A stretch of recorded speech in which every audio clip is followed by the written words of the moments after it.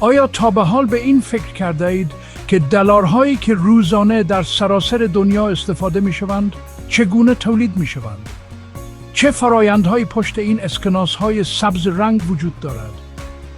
امروز در کانال مجموعه‌های مفید می‌خواهیم شما را به دنیای شگفت انگیز چاپ پول دلار ببریم و از رازهای پشت پرده تولید یکی از شناخته شده ترین ارزهای جهان پرده برداریم.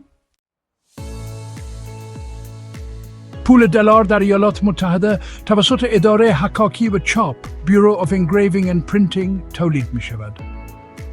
این اداره که به اختصار BEP نامیده می شود زیر نظر وزارت خزانه‌داری آمریکا فعالیت می کند. اسکناس‌های دلار در دو مکان اصلی چاپ می شوند. یکی در شهر واشنگتن DC و دیگری در فورت ورث تگزاس. چاپ پول فرایندی پیچیده و دقیق است که از ترکیبی از فناوری‌های مدرن و سنتی استفاده می‌کنند تا امنیت و کیفیت اسکناس‌ها تضمین شود. برای تولید دلار از کاغذ معمولی استفاده نمی‌شود. کاغذ اسکناس دلار از ترکیبی خاص از پنبه و کتان ساخته می‌شود که دوام و مقاومت آن را تضمین می‌کند. این کاغذ همچنین دارای نوارهای امنیتی و الیاف ریز رنگی است که جعل آن را دشوار می‌کند. جوهر مورد استفاده برای چاپ دلار نیز منحصر به فرد است. رنگ سبز معروف اسکناس‌های دلار از جوهری با فرمول خاص ساخته می‌شود که در برابر تغییر رنگ و پاک شدن مقاوم است. چاپ اسکناس دلار چندین مرحله اصلی دارد. حکاکی طرح‌ها ابتدا طرح‌های پیچیده روی صفحات فلزی حکاکی می‌شود. این طرح‌ها شامل پرتره افراد تاریخی، اعداد و نشانهای امنیتی هستند.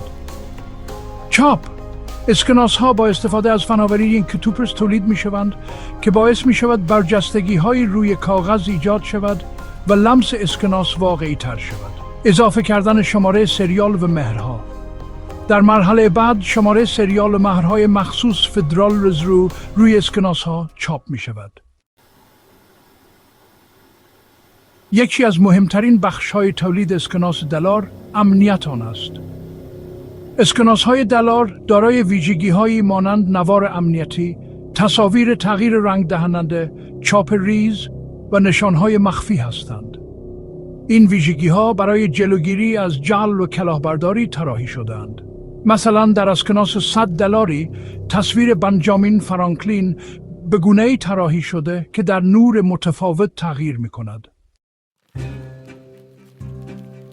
پس از چاپ اسکناس‌ها به دقت بسته‌بندی شده و به بانک‌های فدرال رزرو ارسال می‌شوند. این بانک‌ها وظیفه دارند اسکناس‌ها را در سراسر کشور توزیع کنند. چاپ پول دلار فرایندی پیچیده و شگفت انگیز است که ترکیبی از علم، فناوری و امنیت را در خود جای داده است.